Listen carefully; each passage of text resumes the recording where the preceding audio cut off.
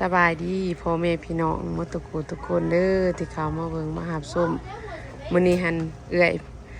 เพิ่นมาเก็บหมักแตงในสวนมาเลาะหัวเลาะสวนนางหวานมาชมบรรยากาศยามแรงกับสวนน้อยๆ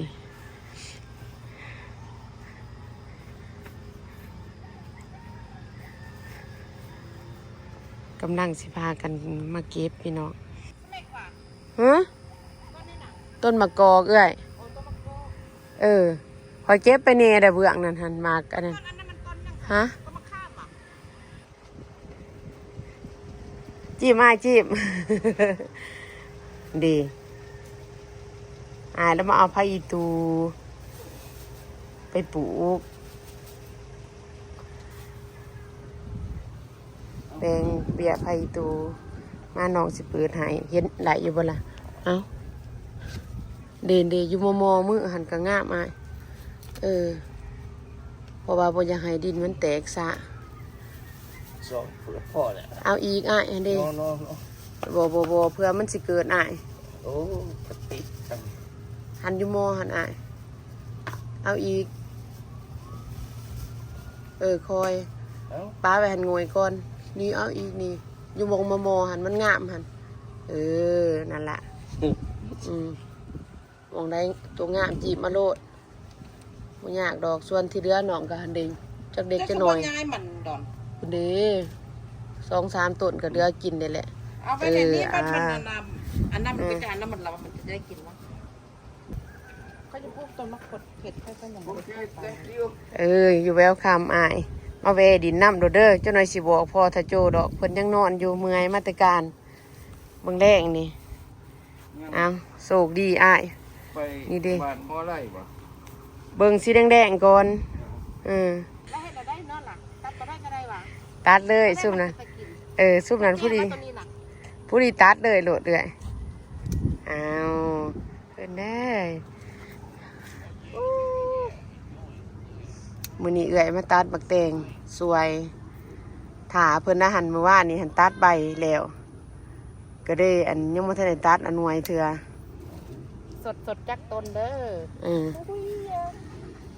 แซ่บได้หนูแตงแนวขาวนี่เลยแม่นได้แนวป่ามาแต่ลุยสายนาแนวบ้านเฮาแต่กี้พุ่นนี่แตงสดเพราะว่าถาผู้ดีปิดได้เลยมื้อนี้มันอ่อนๆนึงนะใจขอบใจเอาไปต่ออีกปิดเลยนี่ก็แม่นได้เลยเอื้อยอาจจะเป็นตอนแม่ย่าได้นี่นะ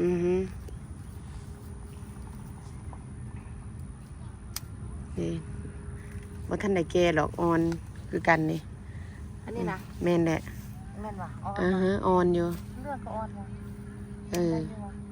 อ่อนคอยอูจักคนอยู่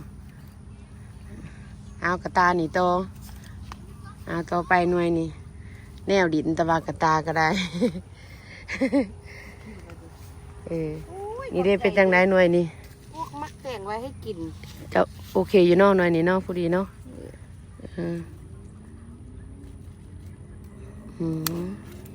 ไปต่อวันนี้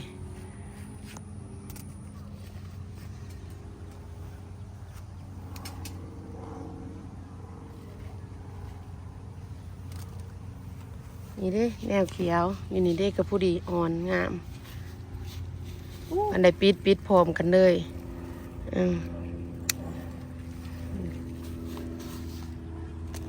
ไปต่อวันนี้ยาไม่ขอล้อมันนี่ก็ตัดอันนี้มาสีเขียวตัดอย่างเดียวไปต่ออีกขอบใจเด้อคุณทำน้ำสูง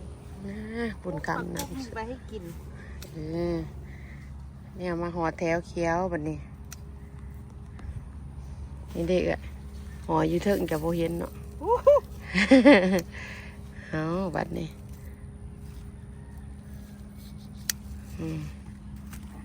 วันนี้เอื่อยมาเป็นผู้ตัดโอเคเอาละพอละขอบใจไล่ตัดไปเพื่อหมูน้ำตัดไปพุ่นอีก ตัดไปพุ่นอีกจังสีอันนี้ที่เธอ เดี๋ยวเพราะว่ามันผู้ดีตัดเด้ออันนี้ ออนซอนค่อย ฮะ อันนี้ได้แล้ว ตัวนี้แหละตัวนี้2 อันนี้ตัดไปเลยโดดเอาเพราะว่ามันผู้ดีตัดนะแล้วก็ตัดเลยพี่เอื้อยย่างตัวนั้นเลยเอามวนใหญ่วันนี้ได้ตัดเอื้อยเฮาย่างอันนั้น มันน่ามาเก็บตื่ม ยังบ่ทันได้อันนั้น มักทัวยังอ่อนอยู่ โอ้ยจะมันอ่อนซอนค่อย อ่อนสอนบ่เบื้องนั้นก็มีไปเก็บเบื้องนั้นนี่ แน่นว่ะ เก็บไปเพื่อปะเพิ่นสั่งน้ำโธ่เดี๋ยวน้องสิทายหูบให้ มันดีพี่น้องมักทัวยังบ่ทันได้เกนี่เจ้าหน่อยจะก็ได้กินได้เอื้อยนี่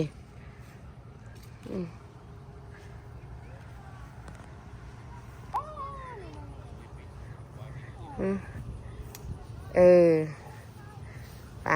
ป้าที่เธอ ไปต่ออีกไป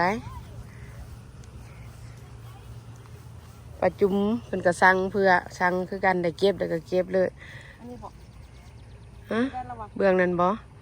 ย่างตัวนี้เบื้องนี้ดิเอื้อยตัวอยู่ดุมนี่ดิสีเขียว2-3 หน่วยอ้าวเก็บเลยเดแมนทั้งขางกันหน่วยงามหน่วยบ่งามปนกันอ้าวสัดการสั่งเอื้อยให้เก็บบักแตงให้แล้วบัดนี้มวนใหญ่ อ่อนซอน ดิทั้งขางมันก็เอาเลยโลดตัวอ่อนตัวแก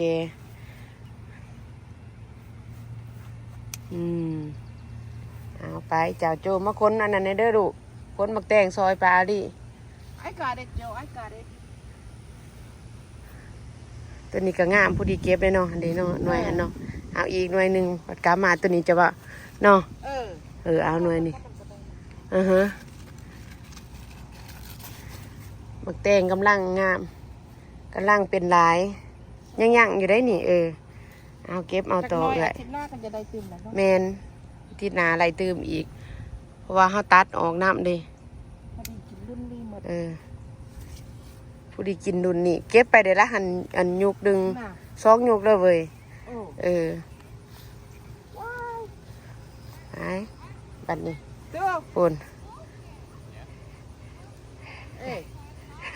เก็บงามบ่ งามบ่ อังโกส วันนั้นมัน อันว่าบักแตงคือกันเลยพวกเก็บมาคือว่ามัน ใช่ น้อยอยู่ มันยังหน่อยอยู่ตัวนี้เพิ่นเราจะหน่อยก็เก็บหลายแล้วนี่บักแตงคือกัน จะมาเก็บไป อันดี2-3 หน่วยเพิ่นได้4 หน่วยเพิ่นบอกจังหน่อยเดีมันยังอ่อนอยู่เนาะ อาทิตย์หน้าตื่มเก็บไป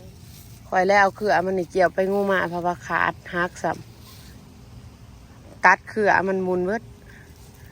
ตัดใบเลยไปถือเครือเหี่ยวน้ำเก็บก็เก็บง่าย บ่ได้ปวดมวนใหญ่ งาม ป่าถ้าจะเดิน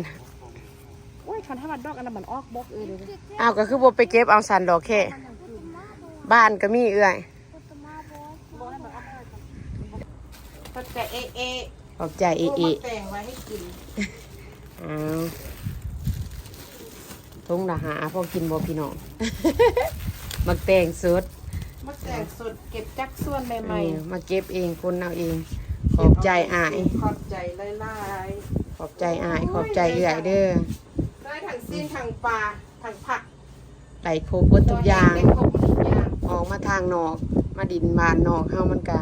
ไหลแนวกินธรรมศาสตร์เจ้าในมะเขือก็เป็นแน่นี่มะพริกเกี่ยมมาเอาอีกเอื้อยเด้บักพริกก็เริ่มเป็นแล้วเจ้าแห้งมากกันนั่นมะเขืออันนั้นปลูกหันมันแซ่บแล้วหันบักเพชรพี่น้องงามเป็นหมากดกดียังวะ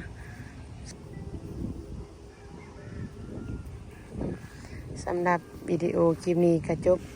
เพียงตัวนี้เด้อพี่น้องเด้อขอบใจหลายๆที่เขามาเบิ่งมาหาส้มถ่ายให้พี่ให้น้องเบิ่งน้อยนึงตอนเก็บหมักแตงยังอันนั้นยังหลายเติบอยู่งวดต่อไปพุ่นเด้ยังบ่ทันใหญ่พอเก็บเถื่อเจ้าน้อยกะเก็บได้แล้ว พอกันใหม่คลิปหน้าพี่น้องบ๊ายบาย